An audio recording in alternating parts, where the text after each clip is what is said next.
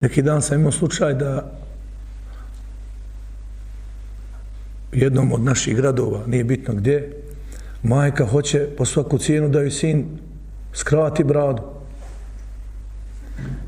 Gračanica je grad moj, poznaju me, tu sam rođen.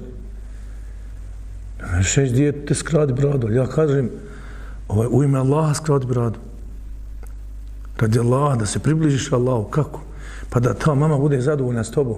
Vasajnjali insane bi validejhi husna, mi smo naredili insanu dobročinstvo prema roditeljima. Wa in jahadak, međutim ako te navode, traže od tebe šta? Bore se protiv tebe, traže od tebe da ostaviš vjeru. Ili da budeš na njihovoj vjeri, odnosno na nevjeri. Onda nema felatu tjahama, onda nema pokornosti. Nema pokornosti u tome.